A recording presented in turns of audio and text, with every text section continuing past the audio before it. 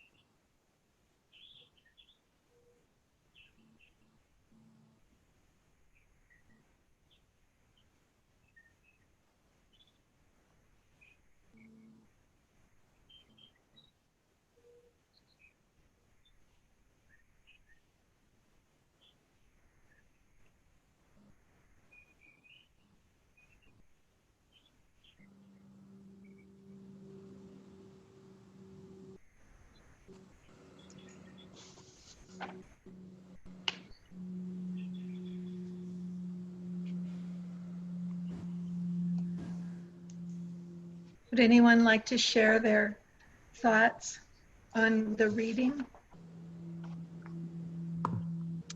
I'd like to know where that came from, Anne. That was interesting. I'd like to look at it more carefully. Okay, yes, it's from Discourses, page 48, and then also page 50. Okay, and that's in the 7th edition? Yeah, and I think it's the online edition, but I also noticed that it's the same as my hard copy, at least most of it. What's the name of the chapter?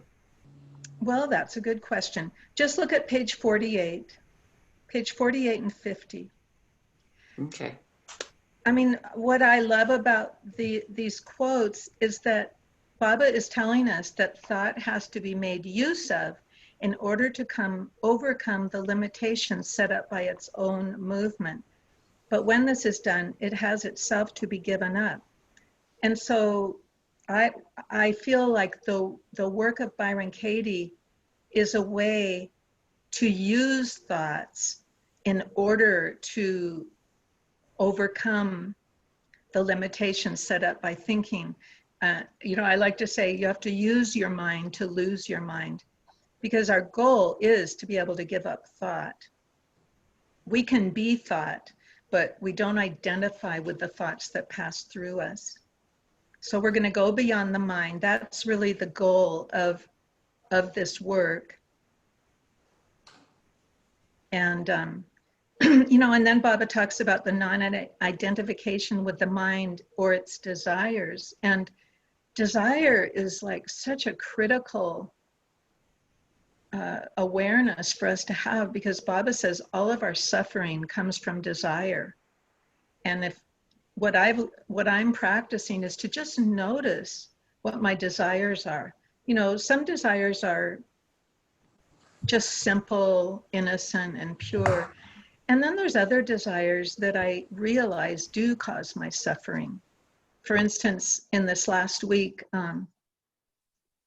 I found out from my son that he has a kind of a serious medical situation. And I really felt bad. And I couldn't deal with it that when I first heard about it. And then I sat with Baba the next morning and I just surrendered it to him, and I cried and I gave it to him. And it was such a transformation, because even my desire for my son to be healthy it's Baba's business, isn't it?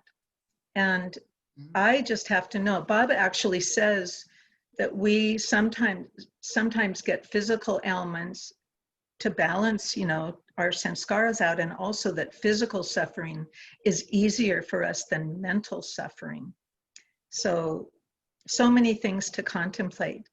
Who else would like to share their thoughts?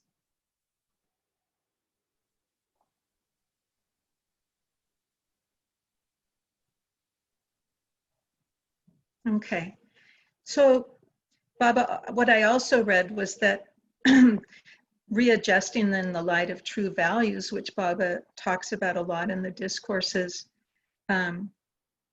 takes the form of what we call controlling the mind. The control is not a mechanical or a forcible twisting of the mind. It is an effort of the mind to overcome its own inertia. It is fundamentally creative and not negative in its purpose. So that's how I experience the work to be, as very much a creative process to loosen the hold of stressful thoughts that we have in our mind. So we do control it to a certain extent, but it's all so that the mind can be freed from these limiting beliefs that cause our suffering. So the subject of our inquiry circle today is going to be seeking love, approval, and appreciation. Now, this is another really important foundational understanding that the work gives us. We talked about the 3 kinds of business in our first session, and that was also really important. And I'm just going to review it. There's my business, there's your business, and there's God's business. And every time we go out of our own business, we suffer. So this week, we're going to look at how we seek love, approval, and appreciation through really manipulation, through various forms of manipulation. And I have to say, I was really shocked to discover it in myself when I started practicing the work. But I actually believe that in our civilization, maybe not all civilizations, but I think in our Western civilization, it's really common. Like a lot of us were raised with rewards and punishments. If you obey me, then you get a reward. And so we learn at an early age to seek love, approval, and appreciation.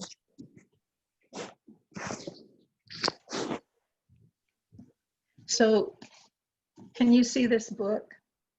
This is one of Byron Katie's books. I Need Your Love, Is It True?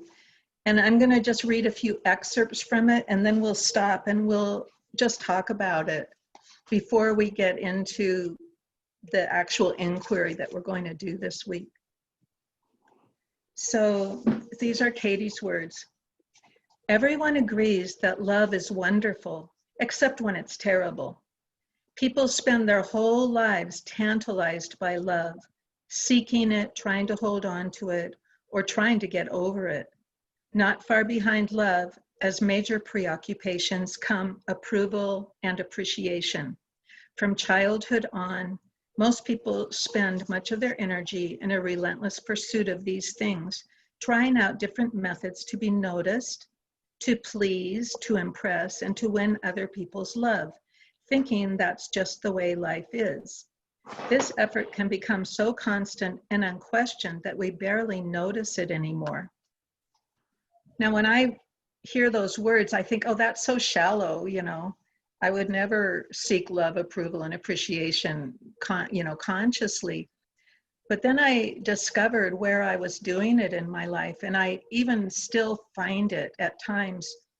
And I think it's when a deep trigger happens And it takes me back probably to my childhood when I was afraid and I really wanted to be loved and approved of.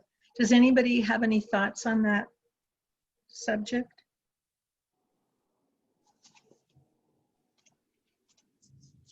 All right, I'm going to read another paragraph and see if that stimulates conversation.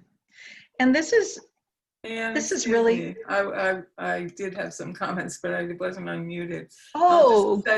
To say quickly that I've always believed that what we want and need more than anything else is love and acceptance, and that all the stuff that we do that is maybe manipulative or twisted or whatever, you know, we go to all lengths and do all kinds of things to get it. To me, and this is just a total guess because I'm not a sociologist or anything like that, but I think probably all humans and plants and animals, I mean, we all need attention and we all want like love, but how we go about it is the issue. Yes, yes. That's all. And of course, the outcome of the work, no matter which stressful thought we're taking to inquiry, is that we have to give ourselves what we want from others. And so this is the ongoing work, and it is ongoing, because I do believe it's like shedding sanskaras, you know, of looking outside ourselves. I mean, in reality, Baba lives in our heart. He is not outside of us. And so when we look into our hearts more and more, Baba says he wakes up in us, you know, as we love him more and more. But this is, I'm going to read you a paragraph that's called "The Thought That Kicks You Out of Heaven." And I think this is all about desires. The thought that kicks you out of heaven could be, I'd be a little more comfortable if I had a pillow. Or it could be, I'd be happier if my partner were here. Without that thought, you're in heaven, just sitting in your chair, being supported and being breathed. When you believe the thought that something is missing, what do you experience? The immediate effect may be subtle, only a slight restlessness as your attention moves away from what you already have. But with that shift of attention, you give up the peace you have as you sit in your chair. Seeking comfort, you give yourself discomfort. Can anyone find that?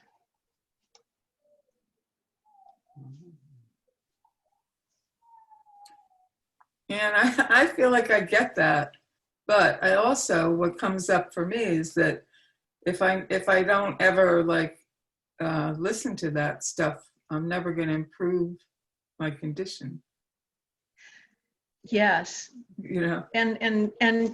And so it's not so much what we do, but I think it's the way we do it. Like when it's just natural to go get a pillow, to make myself more comfortable. But oftentimes, and I see this in myself, even just before this class was starting, I needed this and I needed that. And, you know, it was like, no, I'm fine. You know, I'm just going to come to the class and learn. I'm just going to be learning along with everyone. And it's just an opportunity for me to be in the circle with everyone. So I know Darwin Shaw talks about turning off the wanting machine. So, you know, we do have needs, and I think the way we fulfill them, for me, that's one of the things I like to do is, like, since I know I need to eat, I really like to make it nice. I like to make it an enjoyable meal and maybe make it look attractive and take some time. And so that's a need, and I'm fulfilling it, but it doesn't feel stressful. So Katie goes on to say, what if you did get a pillow? That could work if you have a pillow. You may find yourself back in heaven again. It may be the very thing you needed. Or you could pick up the phone and convince your partner, if you have a partner, to join you, and maybe he or she would actually arrive. And perhaps you'd be happier, and perhaps you wouldn't. In the meantime, there goes your peace. So I think it's the idea is that, can we just keep peaceful while we're noticing that, you know, we would like a pillow or, you know, conversation. The thought that kicks you out of heaven doesn't have to be about comfort or happiness. It could be, I'd be more secure if, ... Or if only it could always be like this. Or it could be just the thought of a cup of coffee. Most people are so busy making improvements, they don't notice they've stepped out of heaven. Whenever they are, something or someone could always be better. How do you get back to heaven? To begin with, just notice the thoughts that take you away from it. You don't have to believe everything your thoughts tell you. Just become familiar with the particular thoughts you use to deprive yourself of happiness. It may seem strange at first to get to know yourself in this way, but becoming familiar with your stressful thoughts will show you the way home to everything you need.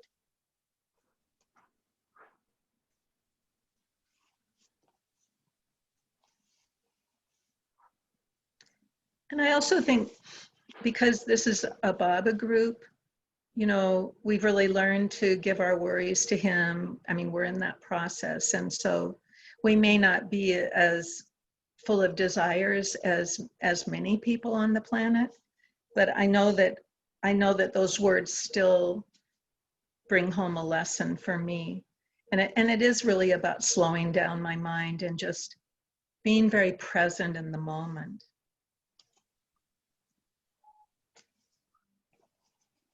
Does anybody else have any thoughts? I guess we're feeling quiet today. Okay. That's okay.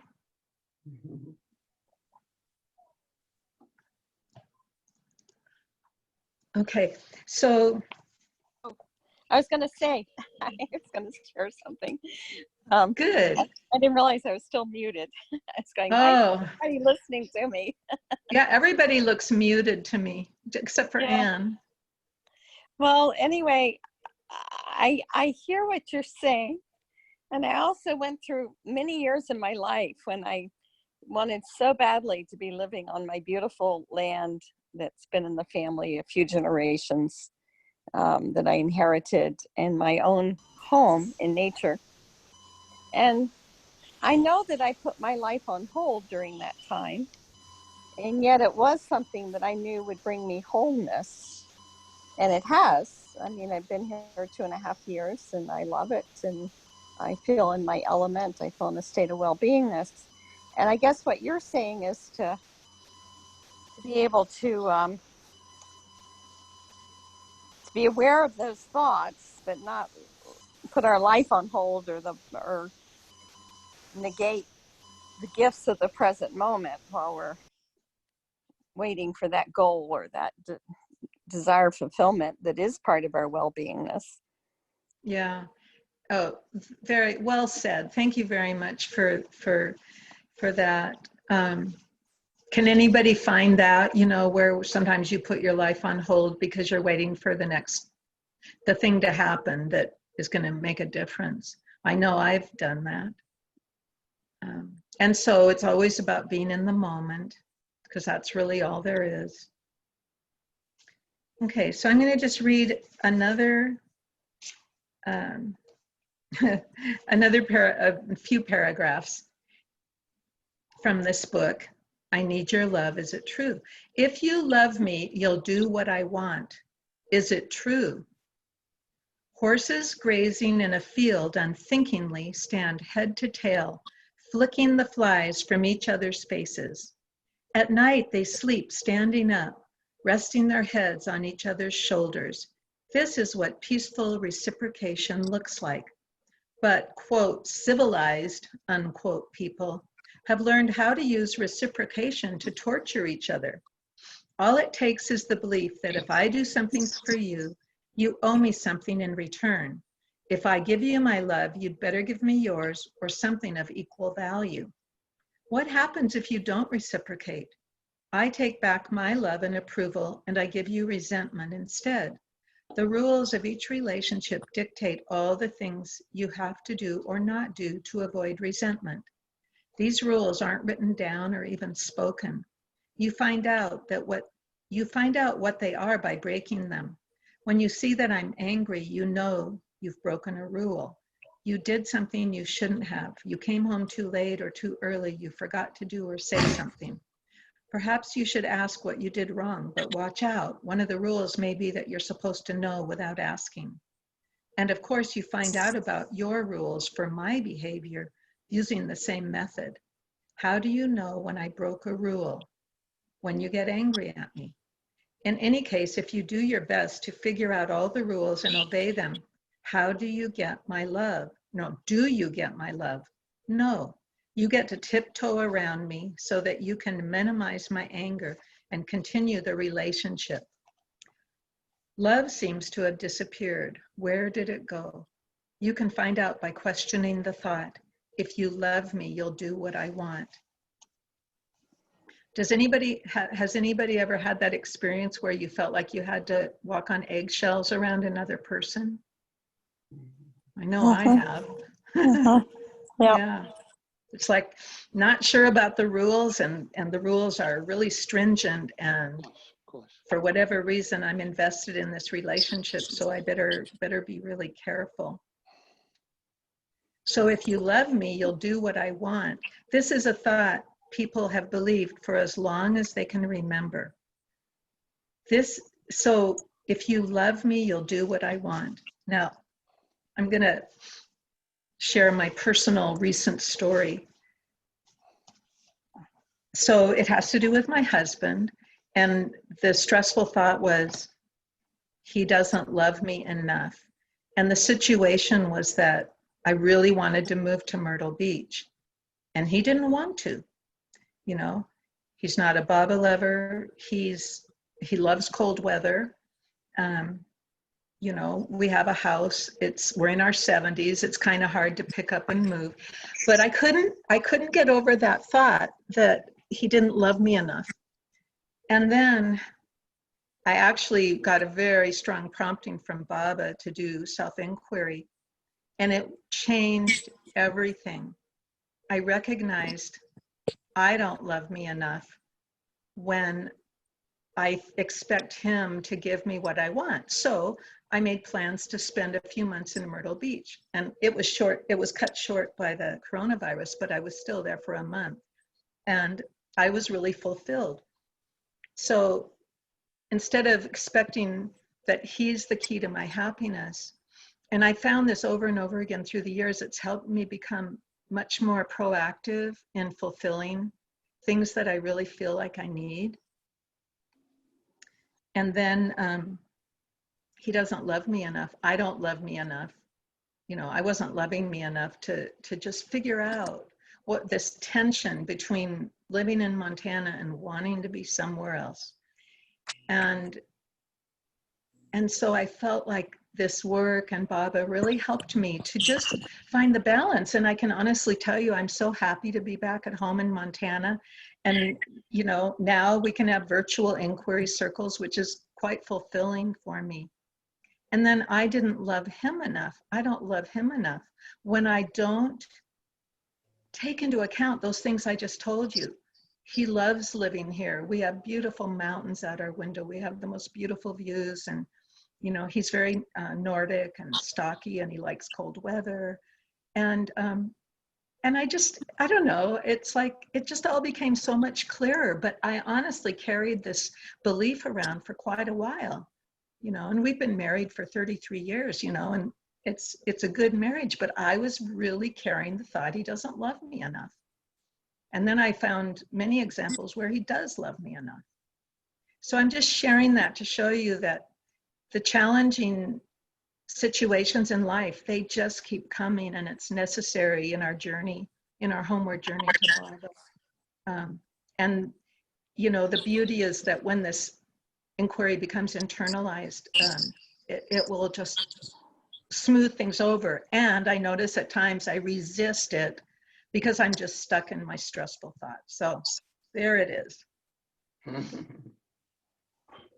So Diantha, do you want to put up that PDF file now? Sure. Seeking love, approval, and appreciation.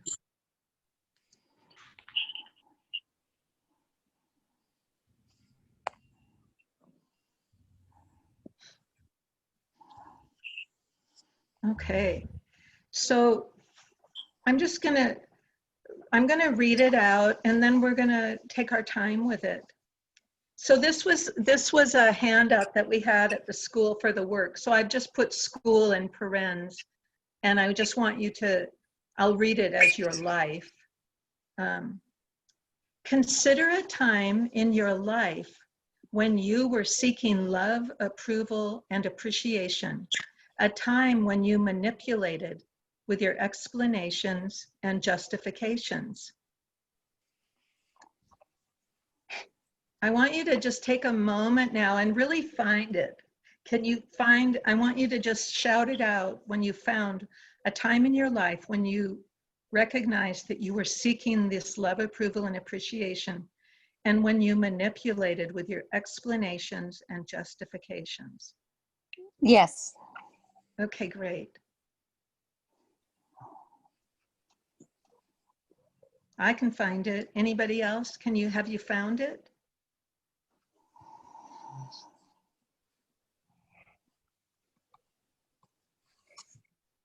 Yes.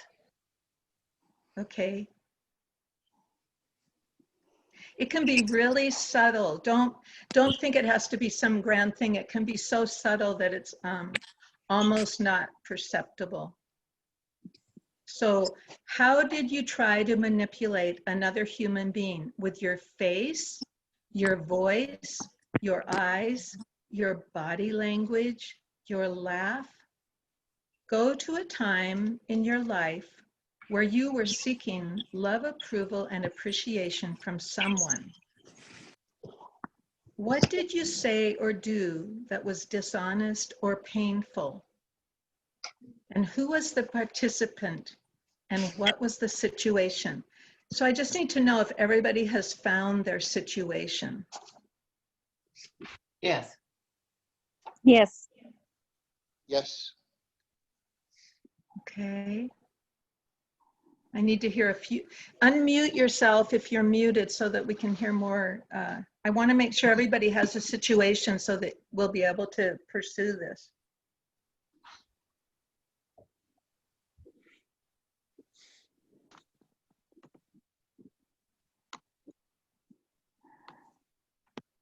Yes. Is there, let me just say, is there anyone who cannot find a situation where they were seeking love, approval, and appreciation, and where we manipulated with explanations and justifications? Is there anyone who can't find it? Okay. So now we're going to look at these questions, and let's just say our answers out loud. You don't need to explain your situation. Specifically, how did you want them to see you?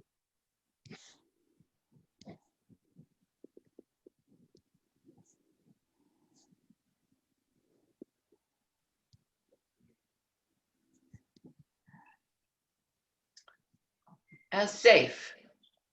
Okay, thank you. The way they wanted to. Say that again. The way they wanted to see me. Okay, yeah, that's a big one. We oftentimes have an idea of how we think people want us to be. Yes.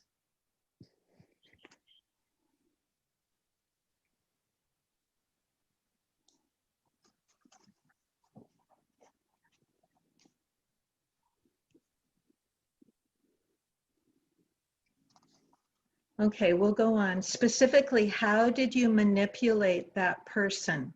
Did you lie? If so, what was the lie? Did you exaggerate? What did you say? I know when I was a little girl, I used to exaggerate all the time, and I realized it was because I was definitely looking for attention. You know, being one of 4 children and kind of the third one, I often felt unseen, and I remember exaggerating. And then I think when I was a little bit older, like maybe 10 or 12, I recognized that that was actually not a really good way to live, and I had to work at it. Did anybody else find if they lied or exaggerated to try to get love, approval, and appreciation? Well, not lied, but gave answers and explanations that fit their what they wanted to hear. Oh, yeah. You know, twisting them, presenting them a certain way. Yes. Yes. And then the next question on this page is, did you, and you can see if you've ever done this, did you flirt, use your sexuality, your smile? If so, please give examples.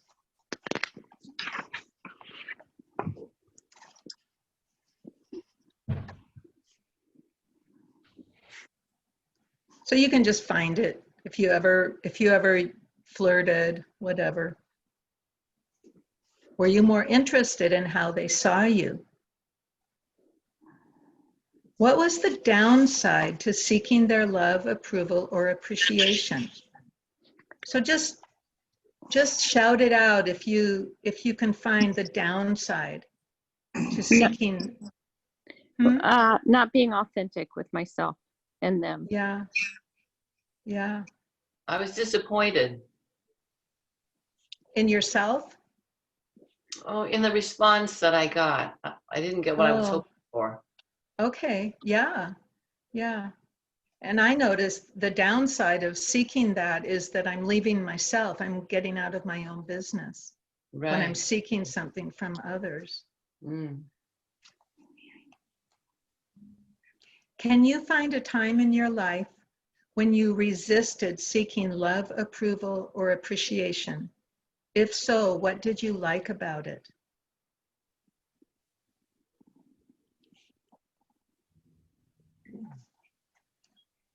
Honesty. I was living in honesty. Yeah, yeah.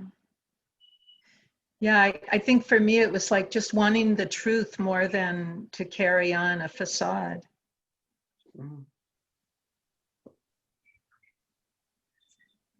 I think sometimes I resisted it because I didn't want to lose at it. Yeah, I didn't want it to not work.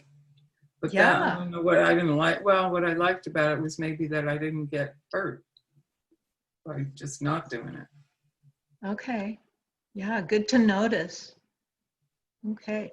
Is there anybody else who wants to share before we go on to our inquiry?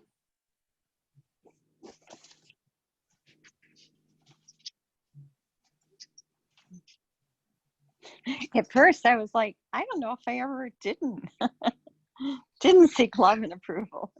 Well, and you know, I love that you say that because I think it's so common that sometimes we don't realize when we're doing it. And of course with Baba, he is pure love. And so, you know, we have like the gold standard of real love.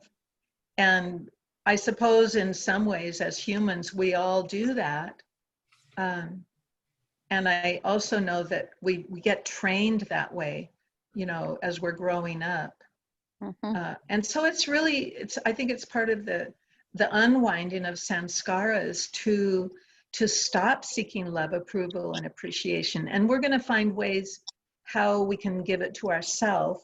And also with Baba, how we can remember more and more that he's asking us to wake up, to wake him up in our hearts. And so that's what we're really missing, you know, is that we want that inner love relationship with him.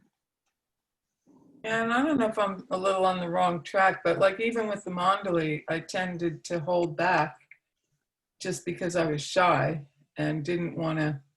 I mean, I felt loved by them just because they obviously just exuded pure love or something in a way nobody else I had ever met did. But, you know, I would have loved to now. I regret that I didn't try to get a little closer to them. And it was out of like fear or shyness or whatever that I just kind of held back and wasn't sure of myself. And I don't know if that's the same thing you're talking about, but. Well, I would say that you were not seeking love, approval, and appreciation. It sounds like you were shy. Yeah, well, but if you were communicating with them, that would not be seeking love, approval, and appreciation.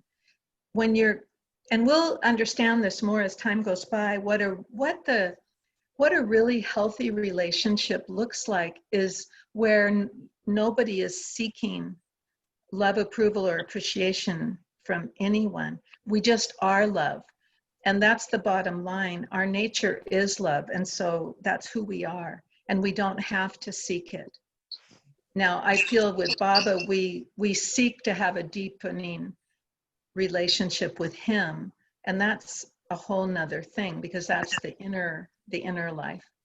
But in the outer life, anyway, I would say you were definitely not seeking love, approval, and appreciation with the Mind&The. And if you had spoken with them, that would not necessarily, it would really depend on the motive someone had when they were talking. You know, there's just the sharing, and then there's trying to impress or, you know, get something from someone. So no, I would say that's a completely different matter.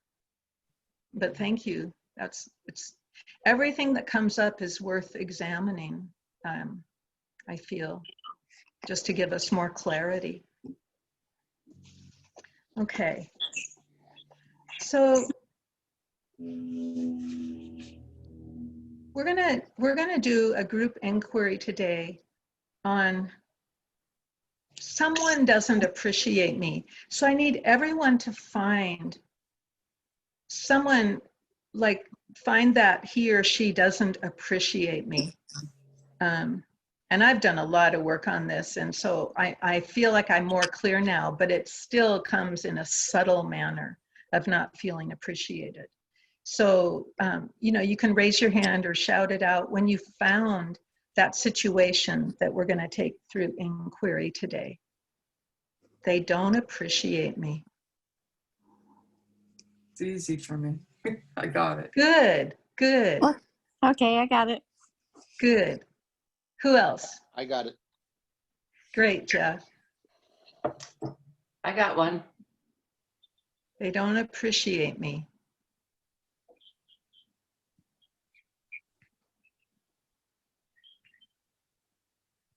And if you need a little more time, we'll just wait. I just need to know that everybody can find this so that we can do the inquiry together.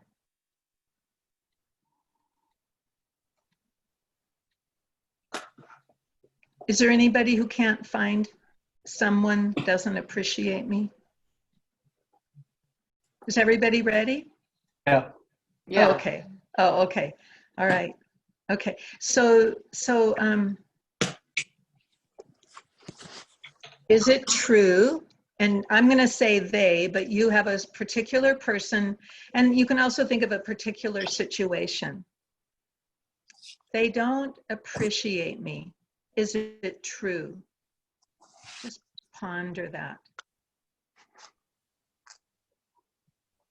Yes, it's true. Okay. Yes. Yes. Yes. Yes. Yes.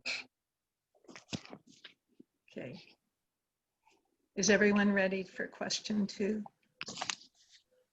Because it sounds like we all need question 2. And remember, I want you to sit in this for 60 seconds and just contemplate. And your mind will come up with the answer, but I want you to just sit with it and just see if there's something underneath that initial response. Can you absolutely know that it's true that they don't appreciate you? Can you absolutely know that it's true? No. No. No. No.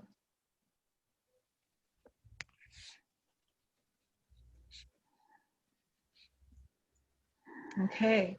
No. Okay. Is everyone ready?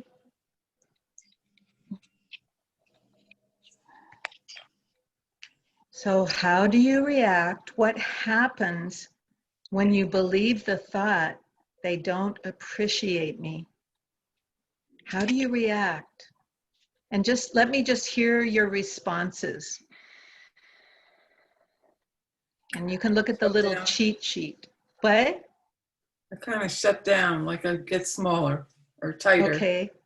Okay, great. Anyone else? Now it Feel doesn't, hopeless. now it Yeah. doesn't matter. Now it What did you say, Jeff? Now it doesn't matter. It doesn't matter? Yes, it doesn't matter now. But are you saying that like in a negative way? No, I'm saying it in a realistic way. I have no desire for love or approval of this person.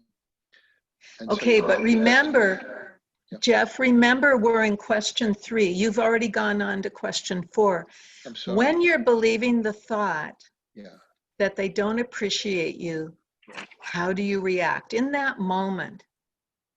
Not Oh. right now, but in that moment. Go back to that moment when you were believing that they don't appreciate you. Right. I What emotionally contract. Yes. Yeah. Yeah. So always in question 3, we're going to actually go into those really difficult feelings and emotions. Right. Yeah. So anybody else, what do you notice when you're believing the thought? How do you react when you're believing that thought? They don't appreciate me. I feel like I don't count, that my feelings and what I need doesn't count. Yeah. I feel my heart contract. I actually have like almost vengeful thoughts. Like I want to, hurt them. Yeah, I feel lost or often not knowing exactly what to do about it until I start looking at myself and realize that I need to be dealing with me and what's going on with me and how I'm viewing myself, and then re-examine how I feel about the person and about, Yeah. especially in, this particular situation. But Yeah. in situation, I try to, at least just for me, I know that it's usually a trigger when I'm Yeah. feeling this way about somebody else externally that has something to do with me. Well, and I think it's important that you bring up it's a trigger, because the more that we can remember to just notice what triggers us, the easier it is for us to not tie into it. That trigger is the reminder to us that there's something in us that we need to, we need to pay attention to. Right. And this is all goes back to how the unconscious has to project onto someone else.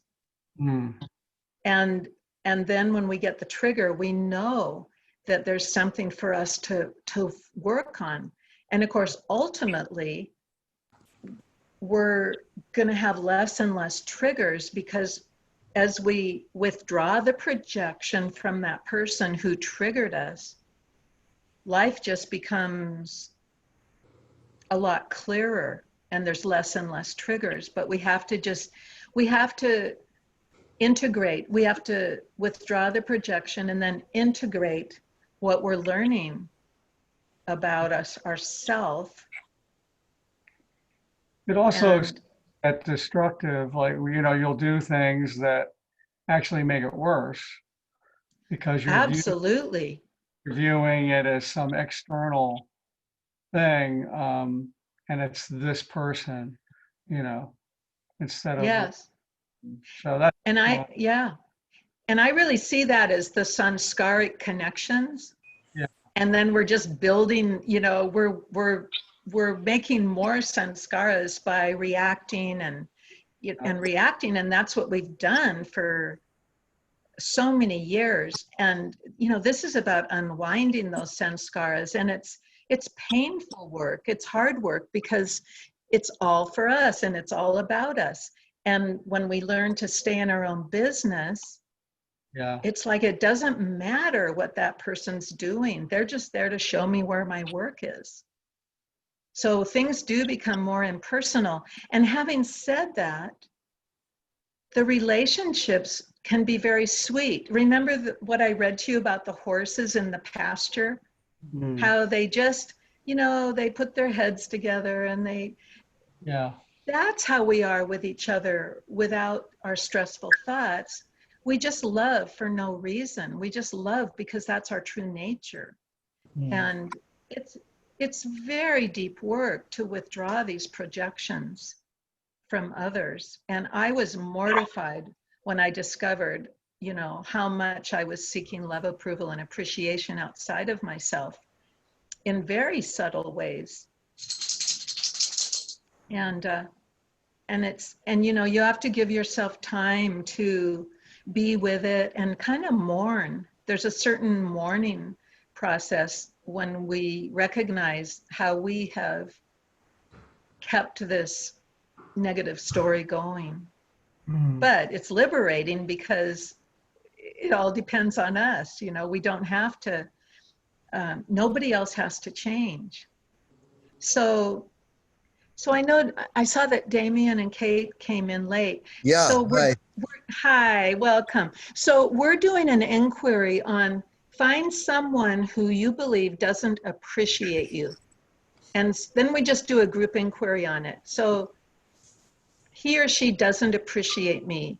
So see, can you find it? Yes. Anyway, Yeah. I got think someone. most of us can find it Yeah, it's pretty not too hard easily. to find. No.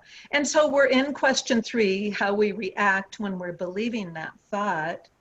And I think you heard, you know, some of the things that we experience when we believe that thought. And posted up here online are some of the sub-questions for 3 that help us really explore thoroughly how we react when we're believing that thought. For example, how do you treat that person when you're believing that thought? So, and then what we do is we just do a group inquiry and we just shout it out, and nobody knows who you're judging. So it's all really, and you just come to see that it's all one mind. So, I disconnect, Anne. oh, thank you. Yeah. Well, in my personal inquiry, I do walk on eggshells when I'm believing that thought. When this person that I'm working on, and I have worked it out, but I did walk on eggshells, so afraid of what was going to happen. Anne, I can add something that I just thought of. The first question, what emotions do you feel when you believe that? Yes. I think that I feel when I'm actually believing it, I often will go right to just feeling totally unworthy of being appreciated. And Yes. just like agreeing Yes. with them almost, like just And feeling worthless. And so it's really important, as we've done the last 2 weeks, then to stay in that emotion for 60 to 90 seconds. And let's just back up and everybody find those emotions that you described when you're believing the thought that someone doesn't appreciate you. And then, so Diantha, for you then it would be to just sit with that feeling of unworthiness for 60 to 90 seconds, because neuroscientists have shown that no emotion or sensation lasts more than 60 to 90 seconds. So something will shift. And that's what gives us the courage to just be with that painful emotion and sensation. And what I have discovered over 10 years of doing this work with clients is that we have such a tendency to suppress and repress the uncomfortable feelings that we just keep carrying them around with us, and then we just keep getting triggered. Like for us, when we feel unworthy, so many things can trigger that. But when we just allow ourselves to feel that feeling of unworthiness, something else arises, and tears might be shed, and then, you know, a beautiful emotion might be underneath that, that's just waiting. The feeling of unworthiness just wanted to be honored.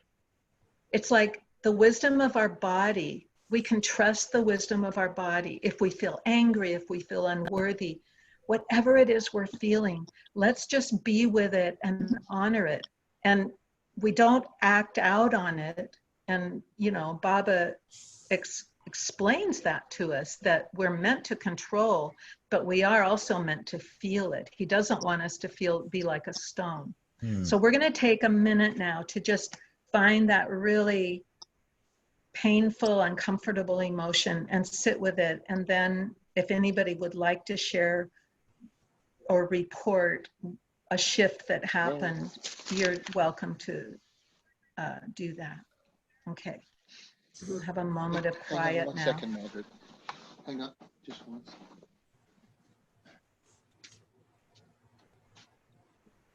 I just want to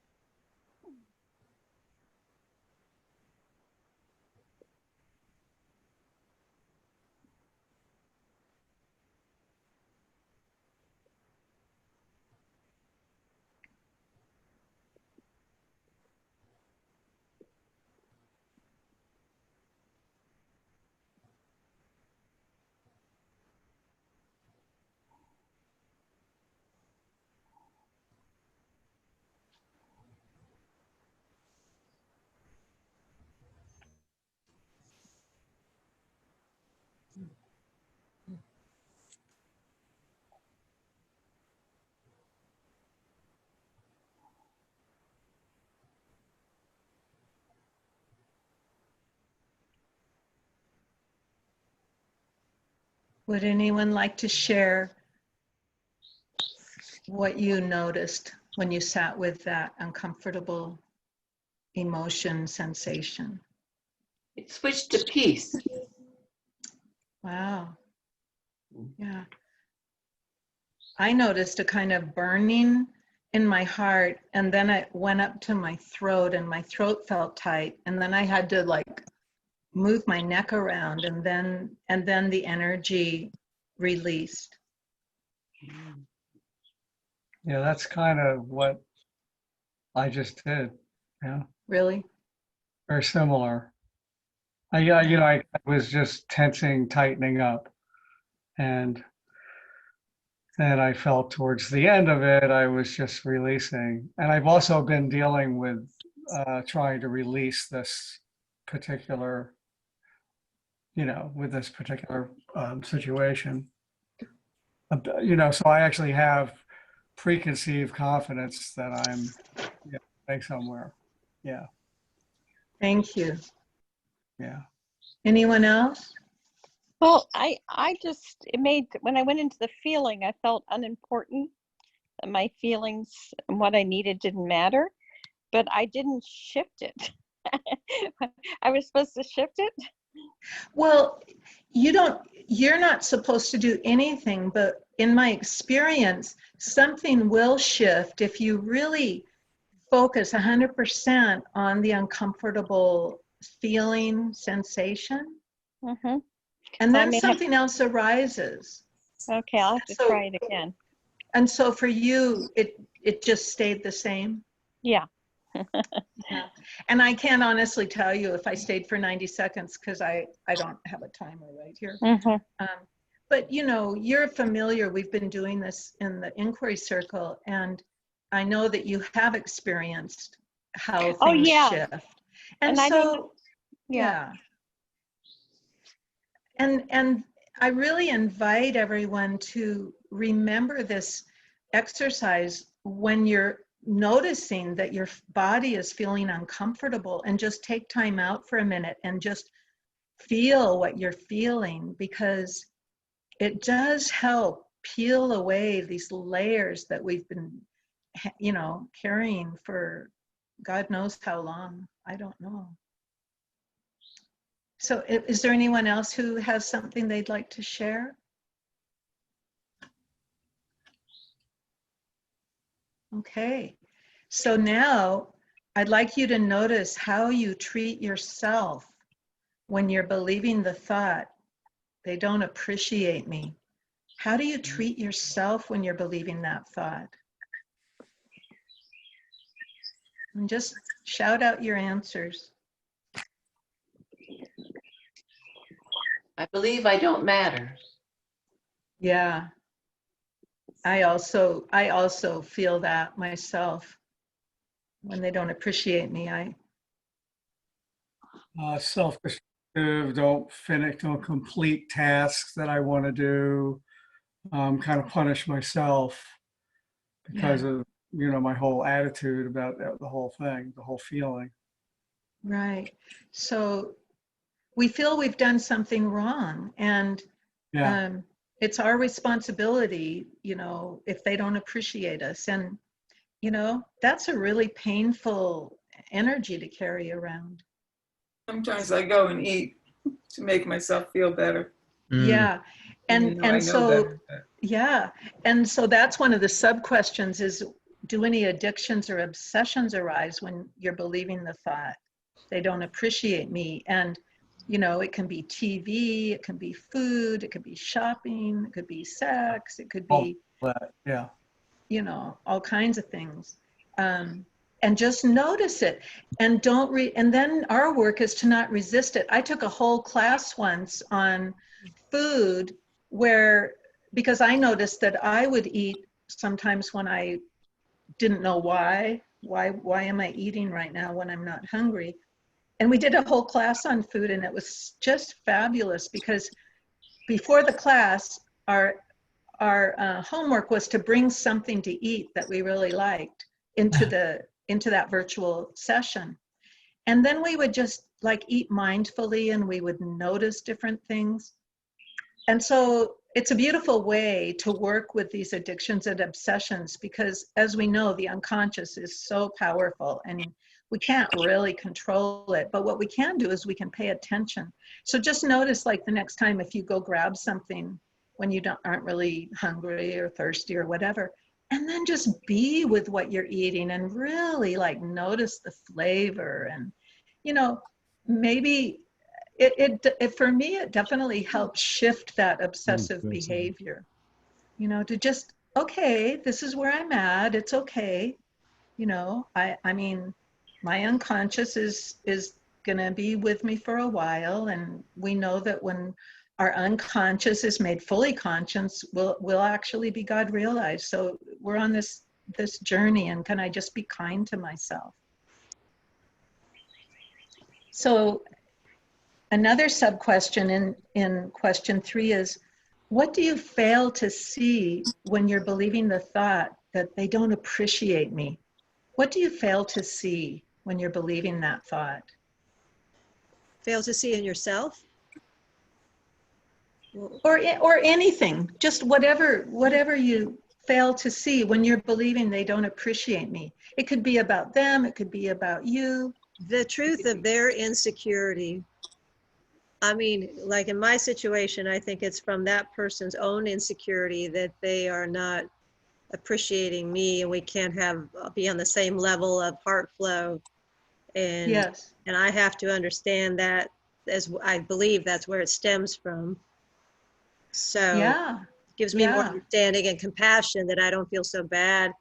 I have to have some understanding and compassion, and just say that's their thing. That's really has right. nothing to do with me. It's their thing.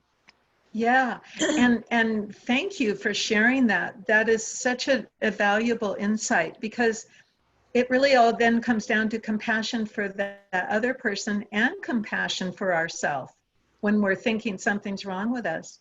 And Right. And the truth is it's actually never really personal. And it's quite amazing to recognize that more and more. Does anybody else have something they'd like to share about what you fail to see when you're believing they don't appreciate me? Well, I fail to see my own beauty. I'm caught up in what I don't have. Yeah. And our own pluses and minuses get distorted in our minds. We start just not seeing things really the way they are. And sometimes let's say, we just don't even view ourselves clearly.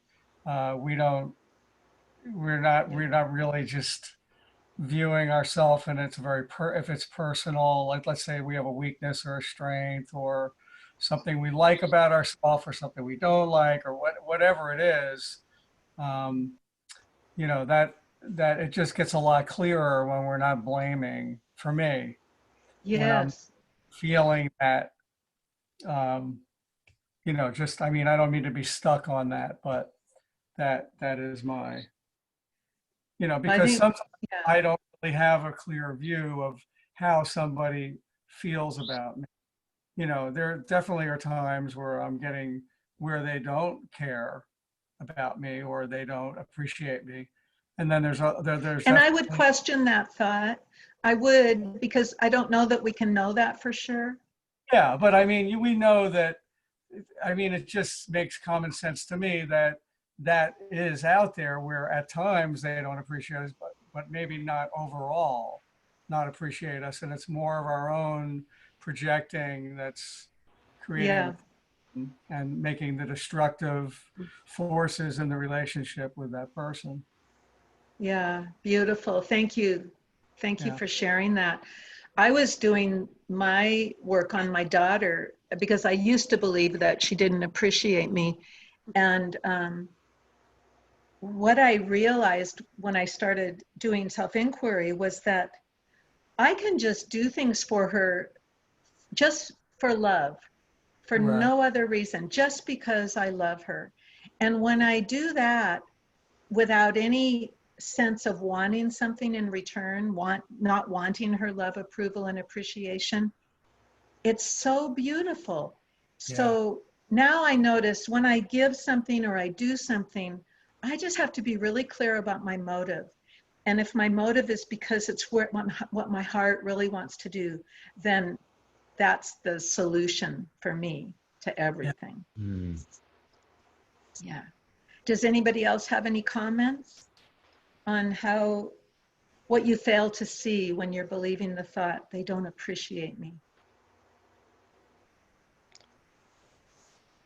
Okay, let's move on to question 4. Who would you be without the thought, they don't appreciate me? Now, the situation is the same. Whatever it was that triggered us, that situation is the same, but we're just not thinking the thought that they don't appreciate me. And I think Cliff spoke to that and Kate did also. But see if you find anything else about who you are without the thought that they don't appreciate me.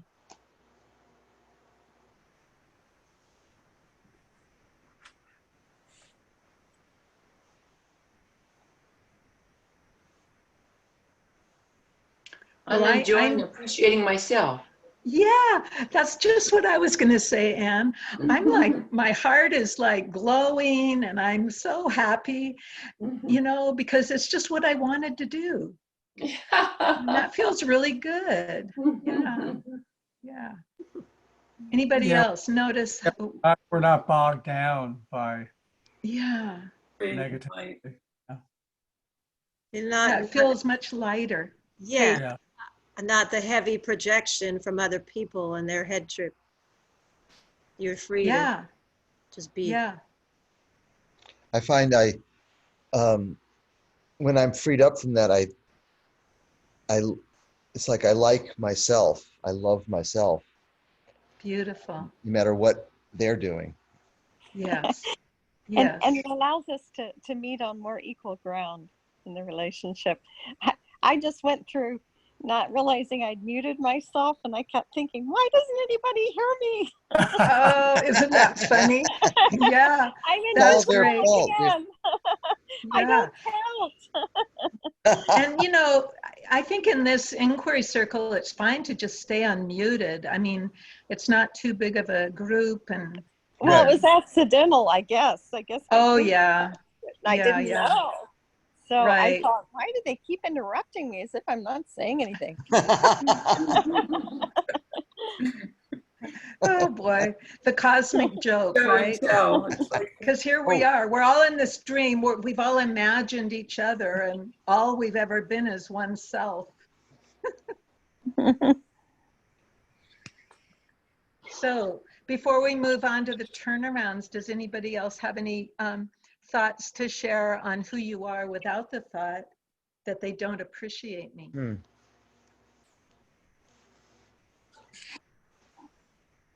Okay, so let's move on to the turnarounds. So we're going to turn it around to ourself. I don't appreciate me. So you're still in your situation where you were believing that they don't appreciate me. But now we need to find genuine, specific examples of where am I not appreciating myself when I'm believing that thought.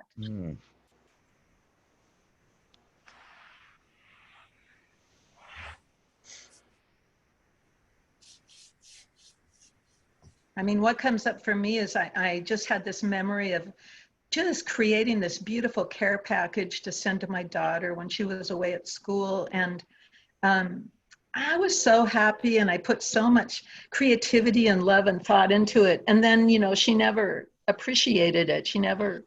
She was in, you know, like 14 or 15 years old.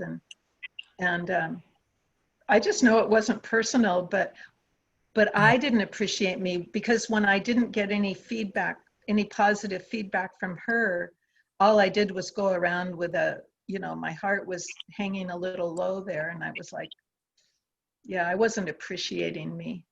And now I can see how I can just appreciate all those beautiful, little, wonderful things I put into the care package. So who else? I don't appreciate me when I'm believing that thought. I hate to bring up food again, but Bring it up. I'll try really hard to make something taste good.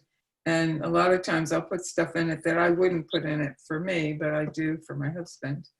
And, then like nothing's said, or he just puts it aside or whatever. And, but I like it. And, I know that I put a lot of effort into it and came up with something that I thought came out pretty good. So I should appreciate it myself, not necessarily need him to. And can you get a sense of how, as we withdraw these projections of believing that we need this love, approval, and appreciation from someone else, can you see how, if we can just give it to ourselves, what a difference that makes? Definitely. And we're letting other people off the hook, really. I mean, I remember this Christmas, my son and his wife gave me a Christmas present that I really didn't like it, It's like sometimes you can't help it, right? It's just not your thing. And so it's okay, So did everybody find? Did you have something to share? Did you let them know that you didn't like it? Well, I'm embarrassed to say that I did say to my son, well, I really don't like synthetic fabrics. And so, could we return it or something like that? And he just said, Mom, if you don't like it, just don't say anything and keep it. And I said, you know what? That's really good advice. And so I just tucked it away in the cupboard. And I'm sure someday it'll come in handy for some reason. Yeah. And it was okay that I said that, and it was okay that he said what he said, but I could hear that he wanted me to just accept the gift, and so I could do that. Doesn't mean I have to wear it. Yeah. Does anybody else have any insights, comments on Well, just on that one subject, sometimes it is, and I don't know what the gift was, but I know that my understanding of what worked well for me changed because of fabrics and things like t-shirts. I had all my favorite cotton t-shirts. I hated anything with polyester. And now I like these sport things because if you sweat, you don't get a rash. Yes. Kind of weird. So, I mean, I know that's kind of taking it out of, sometimes I also feel that Baba does that with us where something that Definitely. way and all of a sudden, 6 months later, that it comes up and we see, it comes up I again. I love that you said that, Cliff, because I can be so dualistic about organic food and natural fibers and yada yada, and sometimes it's just like, oh, get over it. And I guess Baba was giving me that little push, over the Christmas present. At least you got something, by the way. Well, Yeah. I know. So really, I mean, I have so much to be grateful for. I do go around counting my blessings because the mind is always going to find things to complain about. It's the nature of the mind. And until we go beyond the mind, we just have to live in duality. And there's always going to be good and bad and right and wrong and blah, blah, blah. So, I just love whittling away at these things bit by bit and noticing that things lighten up. Yeah. Thing how with our faith and with our children and things, we know, like they don't get back to us, let's say, or whatever it is. You think? Most because we know eventually you just keep. It's unconditional love that you're giving out, and you're not giving unconditional love because you're trying to give them unconditional love. Yeah. Naturally, it's like the love that Baba gives us. And yes. And so, and you get these little things back at times relating to that. But yeah. The biggest lesson that I learned through the work is I had to learn how to love unconditionally and be detached. And I didn't know how to do that. Because I heard Baba speak to me about my daughter. He said, let her go. I didn't know how to do that and still love her. And then the work came to me. And then I learned step by baby step to love her unconditionally without any attachment. And it's just amazing. yeah. And I feel like whatever karma, because obviously we come into family groups with karma. Yeah. But I really feel that karma is so much lighter now. And even though, like I said earlier in the inquiry circle, I found out this week that my son had a medical problem that really pained my heart. But I was able more quickly to surrender it to Baba. And I also felt, I know that detachment is the best gift I can give my son, because if I'm worried and blah, blah, blah, that's not what he needs. So now I'm just much more surrendered to, okay. And we find proactive solutions, that's part of the work too. But, we just forget the worry part of it all.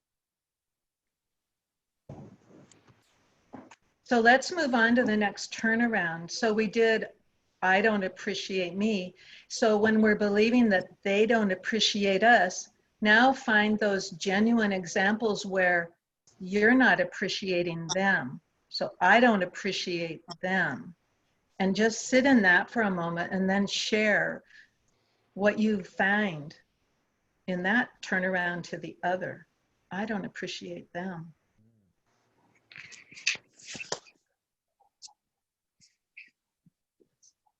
I immediately find the example that I gave you before, where my daughter's 15 years old and I'm not appreciating that she's 15 years old and it's like not her main thing to go and thank me for all the great effort I went to send her a care package. I mean, she's 15, she's really busy with school and her life. And so I'm not appreciating that she's in that phase of her life. And of course, I might not be appreciating that she has different tastes than me and that I might not be able to find what she likes, which is still true. The last time I saw her, I got 1 out of 2. I gave her 2 things and she really liked one of them. So I'm not appreciating that she has different taste than I do. Anybody have something they find? I don't appreciate them.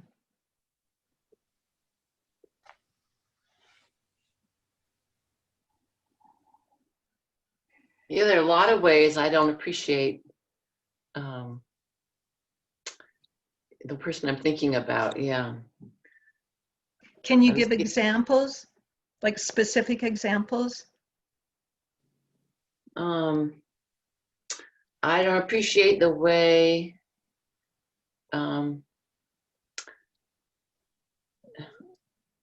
they often look at the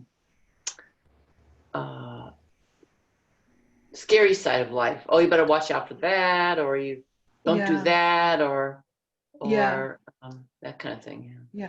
The reason I stress bringing up specific examples is because when you find that, then the next time you get triggered, you're going to remember that, oh yeah, you know, I don't appreciate that about them, but the trigger is much less than, so that's why it's so valuable to find these specific examples. Yeah.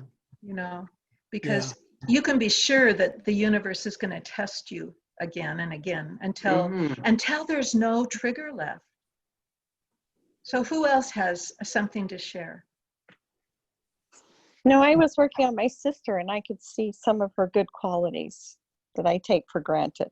Oh, beautiful. Feeling unappreciated. Yes, yes. I love that you found that, Jackie, because some of my deepest work was on one of my sisters, and it was finding this turnaround to the other. And I don't remember right now what it was, but it took me at least a week of just sitting in it to find it.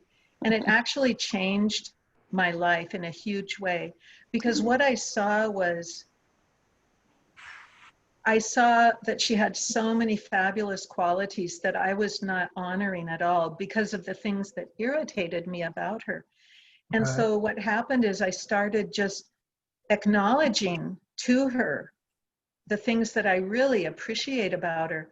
And I have to say, it has really helped our relationship. It's still a difficult relationship, but there's a sweetness in it, you know, when we can just be generous, you know, with sharing some kind of a beautiful awareness that's true for us. It's true for us, you know. Yeah, there's so many truths. The positive truths about someone and the negative truths and all the easy and the difficult things.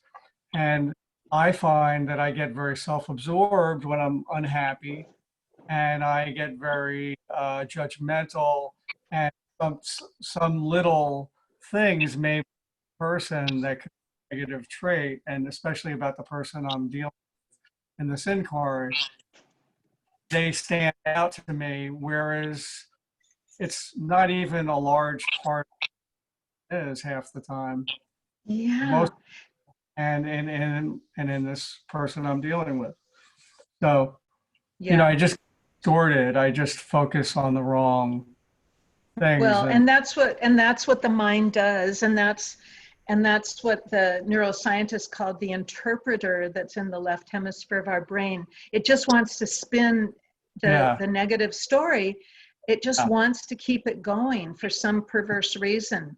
And then when we do these inquiries and turnarounds, we're just accessing a lesser used part of our brain that is entertaining a bigger picture. Like when we just entertain, oh, I'm not appreciating her. And then we notice, well, where I can appreciate this person more. And it just lightens up life. It lifts it up to a whole new level. And, you know, I have to say with Baba, he's so magnanimous. And as I have worked with this inquiry over the years, I do tune into his magnanimity more and more. You know, I think how generous and forgiving and tolerant and patient he is with us. It's just mind-blowing. And can we just be that with the people in our lives? It's quite profound. So we're going to move on to the turnaround to the opposite. So they don't appreciate me. They do appreciate me. So now contemplate in your situation. Each one of us has our own situation. Contemplate those genuine, authentic examples where they do appreciate me. And then when you find something, share it with us, because it helps all of us.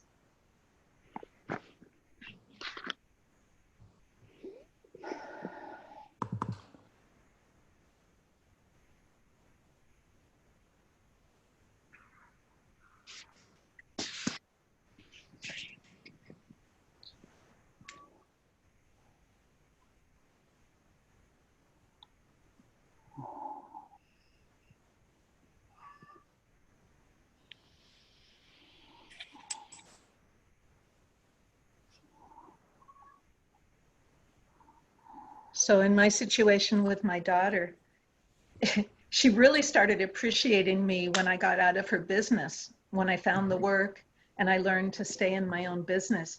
She just started telling me she loved me all the time, and sharing. She started sharing like things in her life with me that she never shared before, like music. She would share some of the music that she wanted to. It was so sweet and intimate. And it was all because I got out of her business. And yeah, even though she's not somebody who likes to communicate very much, she'll just send me a text message saying, "I love you, Mom."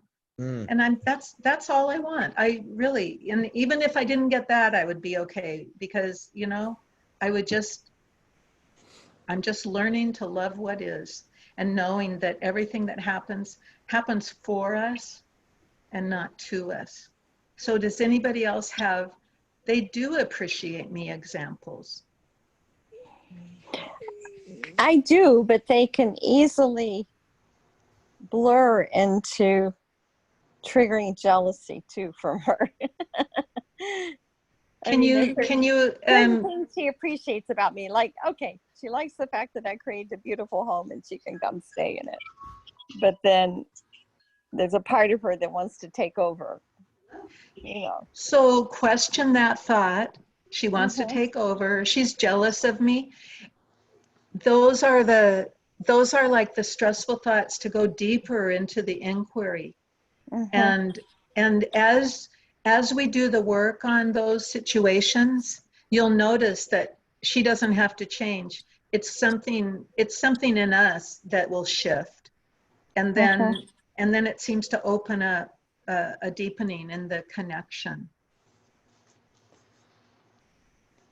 I think it's nice to not attach the reaction of appreciation to a specific like gift or thing that I do for someone, because then it gets kind of lost. Like it becomes about me appreciating their reaction or not appreciating their lack of reaction. And then the whole thing gets kind of twisted a little. Like I really, you know, value giving something and not being attached to receiving appreciation back, because it's hard for some people to express it in the moment too. It can have a latent effect. It can come later, or it can hit them internally in ways that they don't even realize. And it's just sometimes very hard for people to know how to say thank you, or how to say that they loved something, or that they appreciated it, or why. And they just want to receive it. And I, you know, want to not put that on them to have to show me, you know, because then it's about me so much. Yeah, absolutely.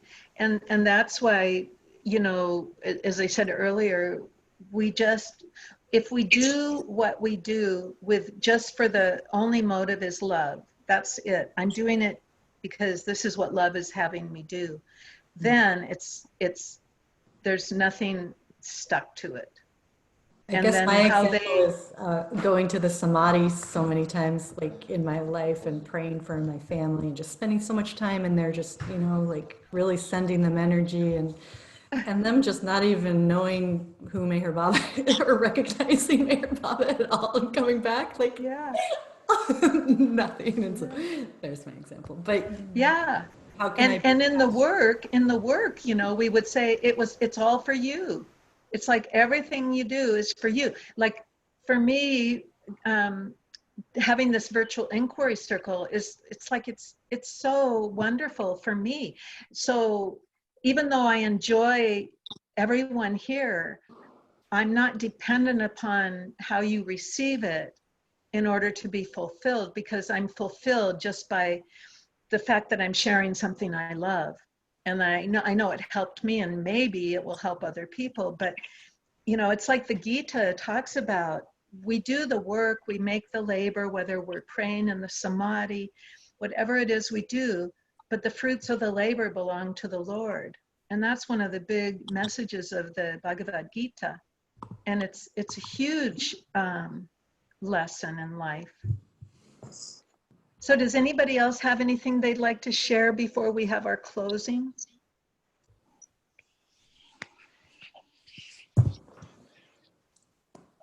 Okay.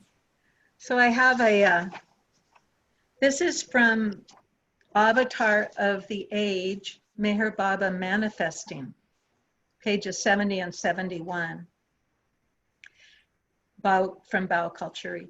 The aim of human consciousness is to become pure. To become pure, one has to undergo the processes of reincarnation and involution. The human form is the only form in which consciousness can become absolutely pure. The human form is the highest form, and this means that only in this form can the impressions in the mind be fully expressed and at the same time be fully controlled. So that's what we're working on here. The impressions of the mind being fully expressed and at the same time being fully controlled. In other words, only in human consciousness can sanskaric impressions cease to be acted upon. And reaction to impressions can be controlled by stopping reaction. So that's what we're working on here, is we're catching those triggers. In the human form, consciousness can become pure because all actions and reactions to the force of impressions can cease. Only in human form can the mind and all mental activity stop. Then how does a man become pure? This problem cannot be solved by man. It is solved only by God. This is why God himself takes human form age after age. The avatar comes as the purifier of consciousness and washes and cleanses the impressions of each human mind so that it can see beyond good and bad, natural and unnatural. The sanskaric impressions of both good and bad are cleansed only by slowing down the mind. Divine intoxication of God slows down the human mind, and therefore the avatar cleanses human consciousness by giving his wine to humanity. When a man is in a God-intoxicated state, he does not react to good or bad, natural or unnatural things, because his mind has slowed down sufficiently to see beyond these differences. A God-intoxicated man does not react to good or bad. He reacts only to the level of his own intoxication, and so he is not affected by good or bad in people. So, Jai Baba, and thank you everyone for sharing in this inquiry circle today. Thank you. Thank you, Anne. Thank you, Anne. It was really wonderful. Thank you, Diane. You're welcome. Thank Hey, you, Bob.